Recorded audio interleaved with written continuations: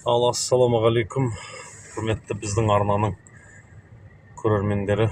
Бүгін мінекей сіздерге Алла амандығын берсе, қазір Бауыржан Аубакиров деген бір азамат бар.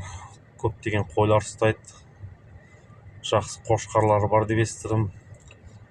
Алыстан жан-жақтан әкелген. Сол Бауыржанның бәкеңнің кәсібімен танысып, қошқарларын көріп кетсек, қойларымен таныссақ, қалай ұстайды, қалай бағады, қалай сатады, сол сұрақтарға жауап іздеп жолға шықтық. Мінекей жолымыз пойыз кетіп жатыр.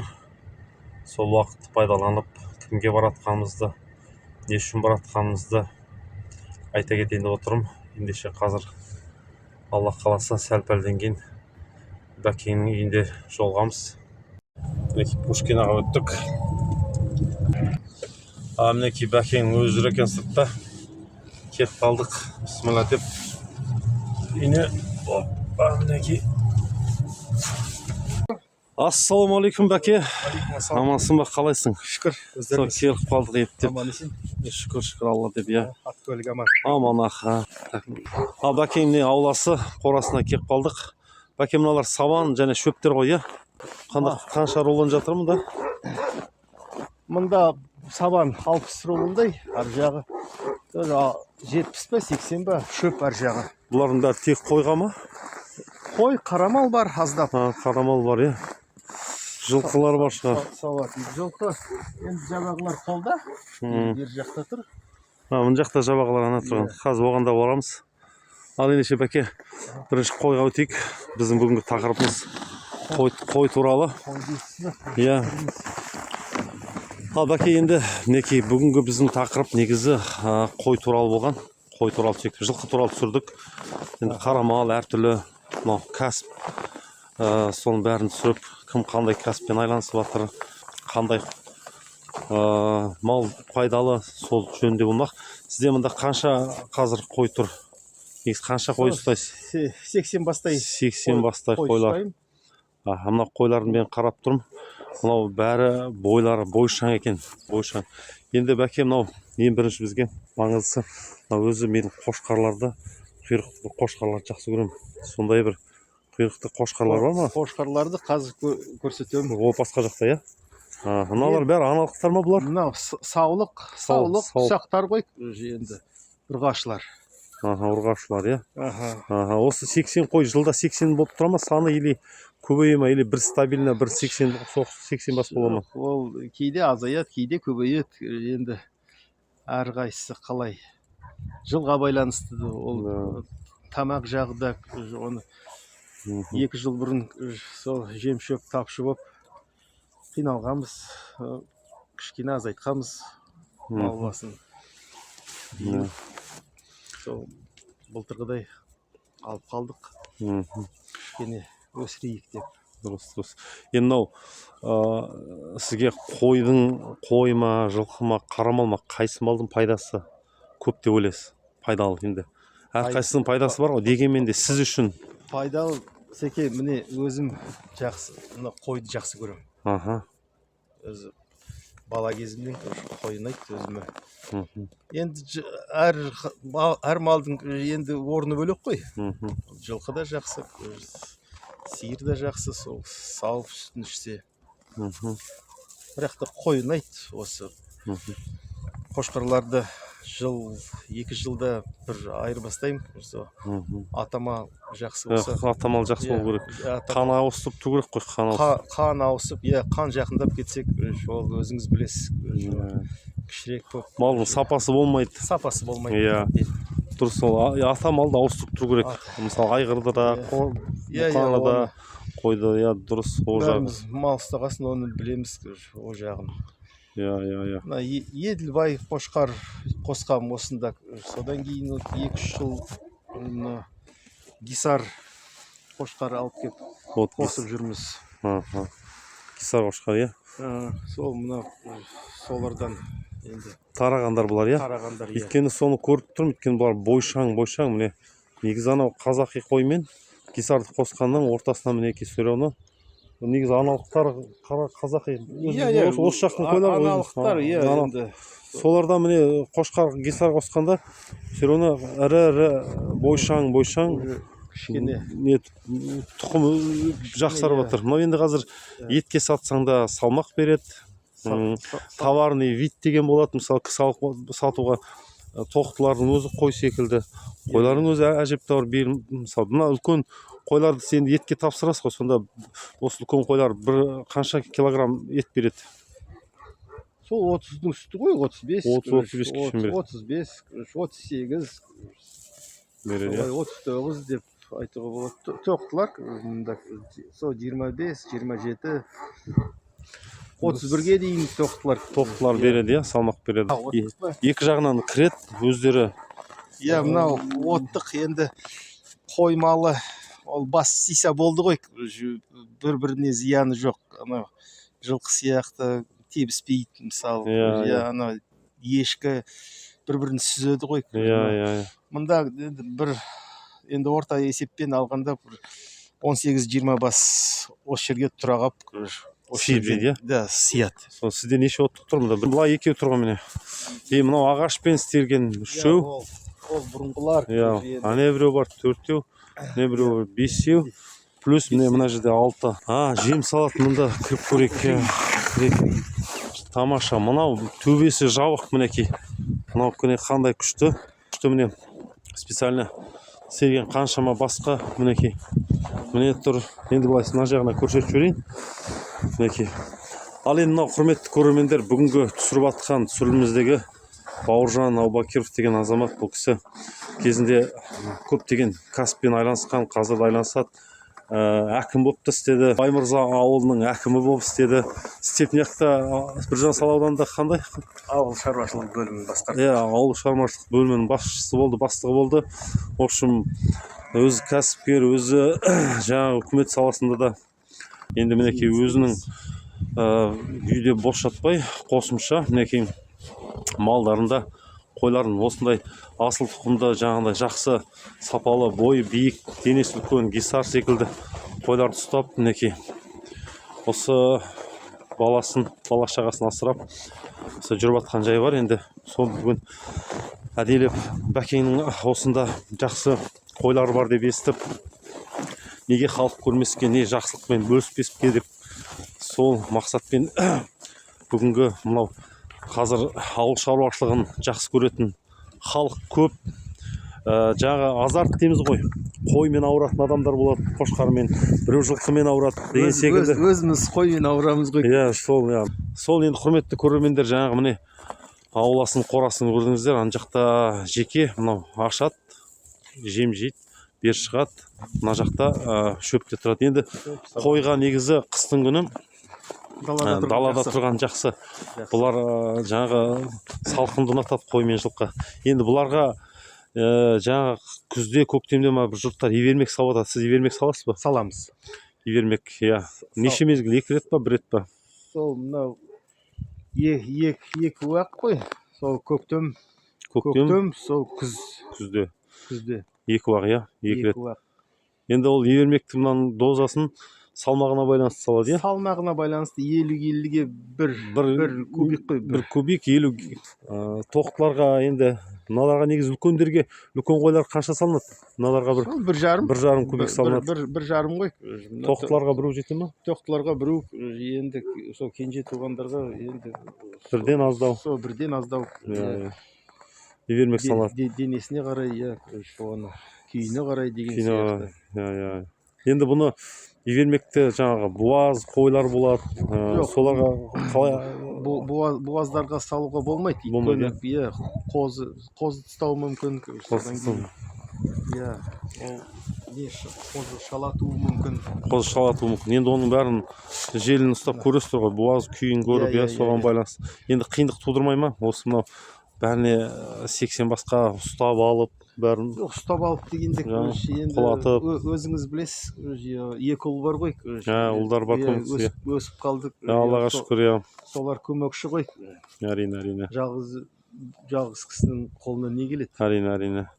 Дұрыс. Бәке, сосын мынау енді қи деген нәрсе мәселесі қалай болады? Мысалы қыста енді қыста ештеңе тазаламаймыз, осылай енді көктемге жазға шығамыз. Осы ал қыста түнде де осында тұра ма? жоқ, түнде міне қораға кіреді. Енді сонда астын жаңа қиды көктемде жазда бірақ шығарасыз. Жазда бірақ шығарамыз. Енді соны осы жерге трактор погрузчик келеді. КамАЗға артамыз да. Свалка ТБО отходтар сол жаққа шығарып тастаймыз. Айтпаса әжепті бір мұнда қи шығады ғой. Соны енді ал қырқу жағы қалай болады? Бұны сіздер қолмен қырқасыздар ма, әлде мынандай специальный? Енді бір электрический машинкам бар. Балалар қырқады онымен. Өзім қолмен қырқамын. Дұрыс, өзім сол қырықтыққа үйренген. Бәріміз сол. Енді бұл қойлар жазда қайда болады? Бір жерге ауылға қосасыздар ма, жеке бағасыздар ма, кезекпен бағалама? Кезекпен бағалады ғой, осы маңайдың кісілері, жергілікті кісілер, осы жердегі. Сонда кезекпен кешке қарай бөлінгенде қиындық тудырмай ма? Жоқ, қой үйреніп алады. Жем беріп үйреніп алады. Есі бар мал ғой, үйреніп алады да. Бөлінеді. Жалпы енді мынау қошқарлар сізде ортасында болғаннан кейін қойлар 2 рет қозылай ма, 1 рет қозылай ма, негізі қанша қозылайды? Сол бір қоздаған дұрыс қой. Жылына бір қоздаған дұрыс.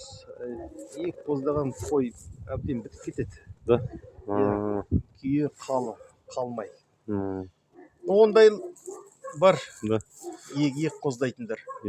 Оларды енді жеке қойып күтеміз. Кәдімгідей күтім керек. Жем, шөп беріп әбден құлатып алмай.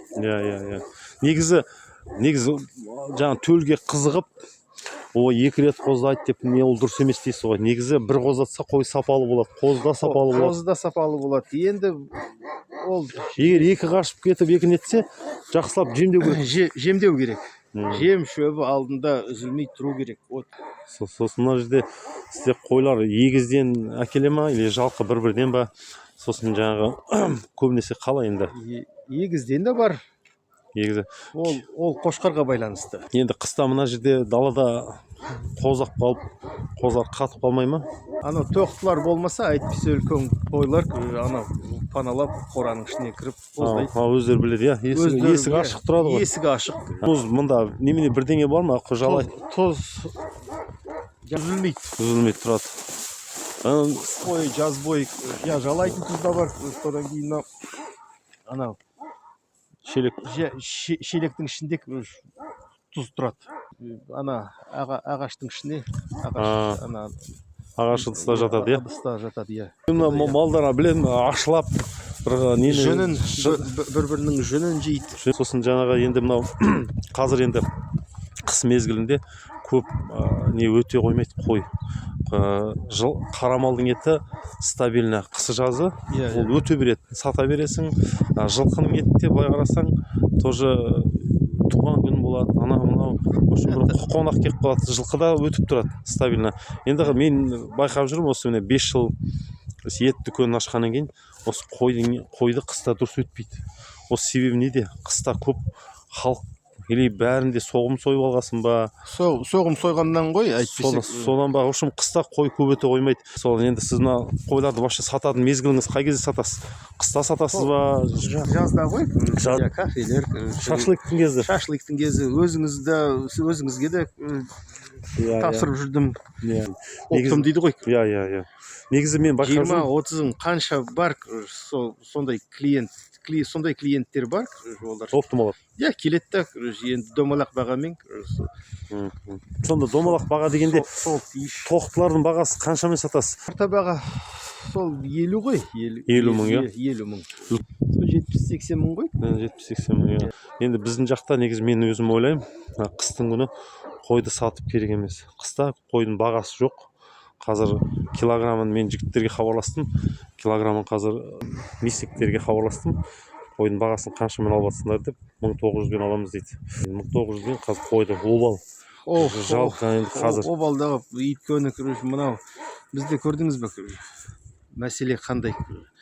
Қыс ұзақ қой Секе. Қыс ұзақ, иә. 6 ай. 6 ай қыс. Ол бәрі қолға қарайды. соны жем шөбі бар. Жем шөбі бар. Оңай емес. Жазда ол әжептәуір қойы өзін ақтайды. Қыста 1900 бердің, ол қандай пайда келеді, ешқандай шығын, құр жем шөбі бар. Сондықтан шама келсе, осы қыстың күні қойды сатпау керек. Қойлардың жастарын неше жыл ұстайсыз? Жаңағы аналық қорғаш қойларды мысалы неше туғаннан кейін сатып отырасыз? 5 қоздатамыз. 4-5 қозағаннан кейін ақырында. Уже енді бәрібір малды өте картектеу керек. Сол дер кезі, ол өйткені картайса шөгіп қалады. Шөгіп қалады, мал болсын, жан болсын, өзіңіз білесіз. Сол 4-5 қозағаннан кейін ақырындап сатып отырған дұрыс. Ақырын сата берген дұрыс. Енді жылда еркек қозылар туған жылдары енді сол еркек қозыларды сатып жібересіз ғой, тоқ туған. Еркек қозыларды біз қозып пішеміз. Пішіп жібересіздер ме? Пішіп жібереміз де, содан кейін ісек қып, соны ол енді есейсек, сол еркек қой болып жүреді, әйтпесек алатын кісілер болсақ, сатылап бағасы келсе. Сосын бәке мына пішкенде сіздер қалай пішесіздер? Қозы кезінде резинка кигіземіз. Сол резинканы айтамын, резинке осы ақыр кезде сол өте ыңғайлы. Резинка қазір аптекаларда сатылады, мына вет аптекаларда резинка бар. Оны жаңағыдай неше айлық кезінде кигізу керек? Есейтпеу керек. Кішкене кезінде ол өте жақсы болады. Өйткені ауырсынады, есейіп кетсе. Эластатор мынандай үшіне былай жиырылады, соған резинка киіп тартылады да, ана қойып жіберіп қалады. Сондай нелермен салып тастаймыз, сосын ана өзі қан жүгірмейді ғой. Қан жүгірмейді. Соны қысып қалғасын анау кеуіп, солып, қуарып өзі түсіп қалады. Сондай саласыздар, қошқарлардың бәріне. Солай еркек қозыларға. Еркек қозылар. Бәке енді рұқсат болса, жаңа қошқарлар туралы әңгімелессек, қошқарларды көрсек рұқсат па? Қошқарлар. Мында қошқарлар бар екен. Әке. Жеке тұр. Бұның бәрі қошқарлар ғой, мынау үлкен қошқар, тоқты қошқарлар. Тоқты. Бәрінің. Бұлар қандай порода? Сол порода енді сол гисар аралас қой. Мынау шетінде тұр ғой. Қоңыр. Міне, вот. Жаңғыз қалды. Мына ма? Мына 4 айлығында 50 мыңға сатып алған. 4 айлығын 50 мыңға, Бір жігіттен, әкесі. Сол Чимкентский қошқарлар, әкелері. Сол үлкен қошқарлар, неше жасар қошқарлар? Бер жақтағы төбел қошқар, көктемде 5-ке келеді. 5 жасар. Анау 4-ке келеді, ар жағында. Тағы да үлкен, ортасындағы. Мынау ортасында қызыл қошқар. Тараздан алып келген. Тараздан келген қошқар. Сонда қаншаға түсті бір қошқар? 200 мыңнан алдым мына үлкен қошқарларды. Ойбай, масқара. Бір жабағының бағасы ғой? Енді бағана айтып кеткен атамал жақсы болу керек қой. Енді қазір басқа адамдар болса түсінбейді ғой. Бір қошқар алғанша бір жабақ алам дейді.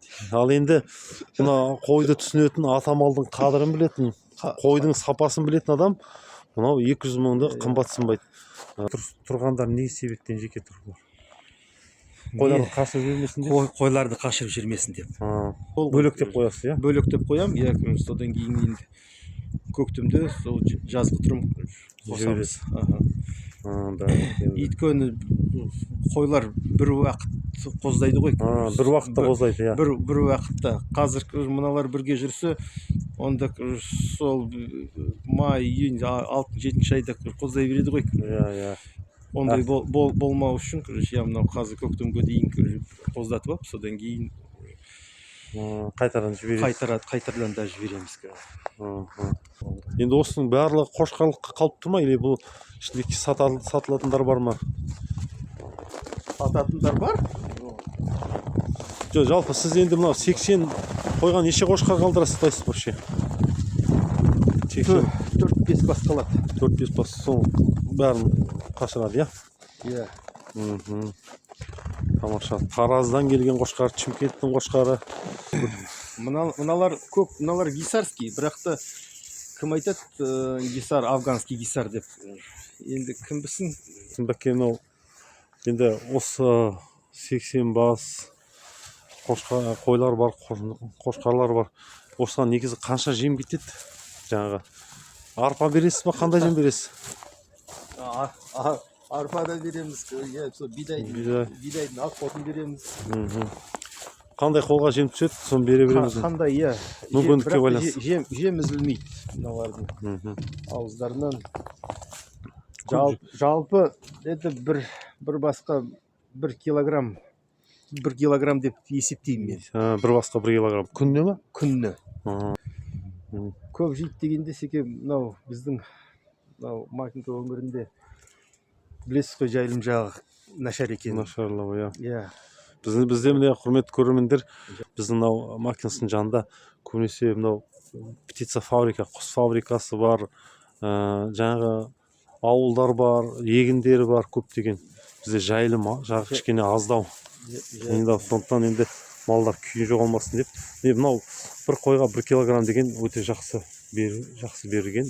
Өйткені күніне 1 килограмм жем жеген мал ол ешқандай күйін жоғалтпайды, арық болмайды. Қойлардың күйі бәрі жақсы екен. Өйткені бұлар суарып та керек жоқ қой, қыстың күні қарлай ма, немесе суарасыз ба? Жоқ, мен суарамын. Суарасыз ба? Суарамын. Қарлап тұрады ғой, өйткені бірақ та суға жетпейді ғой. Суға жетпейді. Ана бір кезде енді Атамекен ауылында бір кісі болған, қыстай қойлар далада жүреді. Сосын қыста қойды суармайын дейді, неге десе. Енді ол кісі білмеймін, ол кісінің өз тәжірибесінен ба, или жай айта салды ма, мынау ішкі майын алып қояды, қыстың күні суарған. Мен қыста қойды суармаймын, қыста қарлайды деп сол кісі айтатын, ішкі майын алып қояды, қыста қар ғана жеу керек деп. Ал енді мен өзім қой ұстаймын, бірақ енді мен су бермесем көңілім тоймайды, біртүрлі болып тұрады. Өзім де сол. Иә, ыңғайсыз сезінемін, ана қой шөлдеп тұрған сияқты. Сол бәке, енді жабағыларыңызды бір түсіріп жіберсек, сосын мынау қазір әңгімеміз кішкене жақындатсақ. Мінекей мына жақта Алабай еркек па? Еркек, қарауыл. Мінекей 4 жасар. 4 жасар, иә? 4 жасар, тамаша. Енді керек ол сізге қарауыл. Керек, мал ұстағасын әрине болу керек. Ит керегі. Так, мынау міне, бұлар жабағылар. Бұларды неге қыста жабағыларды бөліп алатын, жаңағы жерді теуіп жей алмайды, или арып кетпесін, жүдеп кетпесін үшін ба, или? Иә, сол үшін ғой, иә? Сондай оймен. Былтыры біздің жақта жаңбыр қатты болып, осындай қыста жердің жылқы жерді теуіп жейді ғой. Жердің беті мұз болып қалған, теуіп бүкіл былтыр қолға қарады ғой. Көбі Бүкіл мал. Қолға қарады. Сол биылда да күзде жаңбыр болды ғой. Сондықтан жабағыларды осылай үйде жеке ұстайсыздар, иә? Бұларда салқын ұнатады, жылқы. Каневоска бар мінекей. Жылқы тасуға. Каневоска, айында жылында бір керек, бірақ та керек нәрсе. Керек. Бұл өзіңде болған жақсы. Жылқы тасысаң, қандай мал тасысаң. Жылқы, қой болсын бәрібір. Бәке, тағы енді қойларға оралайық. Қойлардың қанын алып, жаңағыдай бір не салады ғой, құлағына сырға салып. Сондай қай кезде болып тұрады қан? Ол сол исследование дейді ғой, мал дәрігерлер. 2 мезгіл, сол көктем, күзде қан алып, вакцинасын салып отырады, иә? Мына ветсервистің азаматтары келіп, өзіміз ұстаймыз. Сол сырғалап, бәрін қозыларға сырға салып кетеді. Ана үлкен қойларға олар енді тізімде бар, өзі компьютерный базада. Бүгінгі дейін ешқандай патология, ауру ешқандай шыққан жоқ. Иә. Дұрыс, бәрекелді. Бәке, енді бүгін көптеген сұрақтарға жауап алған секілді болдық. Ал енді құрметті мынау ет бизнес арнасының тұрақты көрермендері, бүгін мінекей жоспарлап отырып әделеп сәті түскен күні Бауыржан Обакиров деген азамат сол бәкеңнің бүгінгі кәсібімен, үйіндегі мал шаруашылығымен таныстық. Енді бүгінгі біздің видеомыздан сіздерге шамалы пайдалы ақпараттар алған болсаңыздар, мына бәкеңе астына, осы видеоның астына ютубта комментария жаза кетіңіздер, тілектеріңізді, алғыстарыңызды, егер бір ақыл кеңестеріңіз болса да жаза кетіңіздер. Осы видеоны бәкеңе ссылкасын жіберем, өзі көреді. Енді бәке бұл видеомен күллі Қазақстан көреді, сол рахметтерін айтады деген сенімдемін, үміттемін. Сондықтан құрметті бүгінгі арнаның көрермендері, мына бүгін Азаматта болған жаңа сіздерге тағы да басында айттым.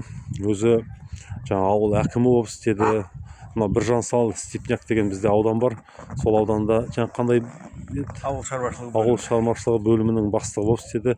Қазір де осында өзіміздің аудан бойынша тағы да қандай қызмет істеп жатсыз?